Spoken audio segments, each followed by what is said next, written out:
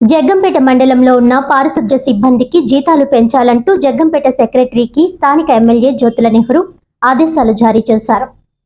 శనివారం మండల కేంద్రమైన జగ్గంపేటలో ఉన్న సామాజిక ఆరోగ్య కేంద్రం వద్ద రాష్ట్ర ప్రభుత్వం పిలుపు మేరకు పారిశుధ్య సిబ్బందికి వైద్య పరీక్షలు నిర్వహించారు. ఈ కార్యక్రమానికి ముఖ్య అతిథిగా ఎమ్మెల్యే జ్యోతుల నెహ్రూ పాల్గొన్నారు.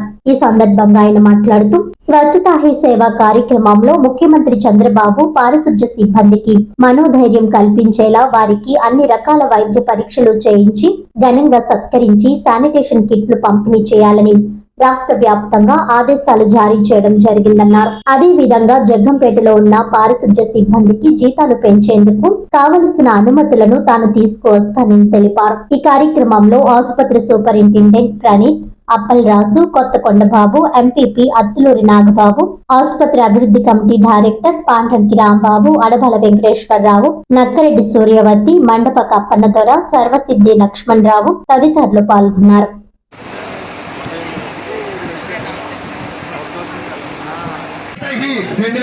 కార్యక్రమంలో భాగంగా ఈ కార్యక్రమం నిర్వహిస్తున్నారు. ఈ కార్యక్రమం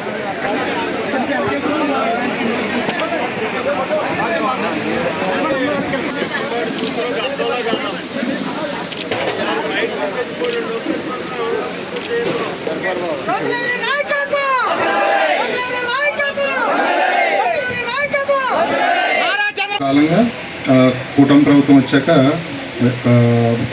ప్రతి నెల 3వ శనివారం స్వచ్ఛతా హీ సేవ స్వచ్ఛాంధ్ర స్వర్ణాంధ్ర ప్రోగ్రాంలో భాగంగా ప్రతి నెల 3వ శనివారం మనం పరిసరాలను ఎలా పరిశుభ్రంగా ఉంచుకోవాలి, పారిశుద్ధ్య కార్మికులకి ఎట్లాగా మనం సపోర్ట్ చేయాలి, హెల్త్ విషయం పెట్టి ఇక్కడైతే ఎక్కువ టెస్టులు, ఎక్కువ రక్త పరీక్షలు కానీ ఇంకా అన్ని ఫెసిలిటీస్ ఉన్నాయని సార్ ఇక్కడ ఆర్గనైజ్ చేయమని చెప్పారు.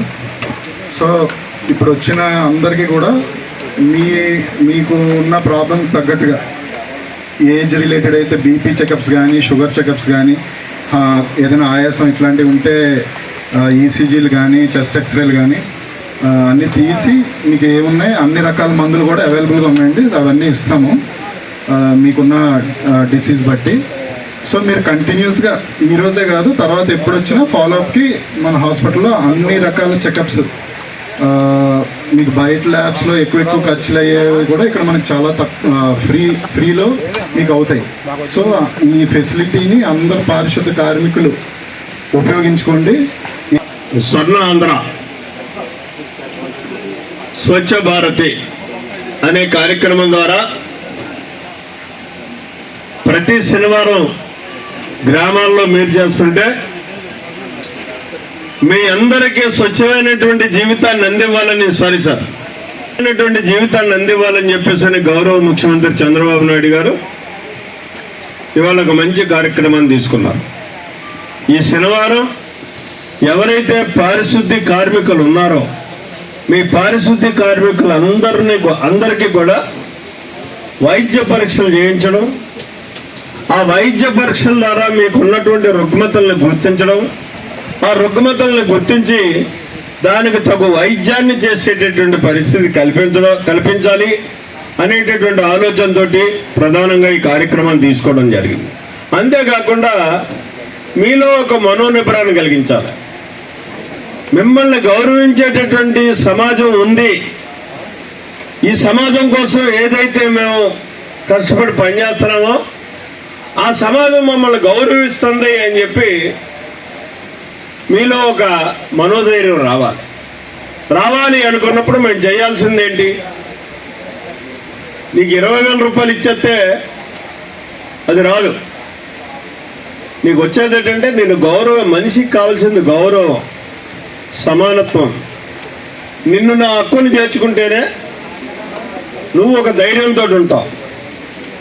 అదే రకంగా ఇవాళ చంద్రబాబు నాయుడు గారు ఏం చెప్పారంటే మిమ్మల్ని పనిమాల మాకు శాసనసభను కూడా ఇవాళ పోస్ట్పోన్ చేసి మీరు వెళ్ళి ప్రతి పారిశుద్ధ కార్మికుడిని కూడా కలిసి వాళ్ళని సన్మానించి వాళ్ళకు మనోధైర్యాన్ని ఇచ్చి రండి అని చెప్పేసి పంపడం జరిగింది. ఆ సందర్భంగానే ఇవాళ మేము ఇక్కడికి రావడం జరిగింది. అతి హీనమైనటువంటి పనిని చేసేటటువంటి కార్మికులు ఎవరైనా ఉన్నారు అంటే అది మీరు.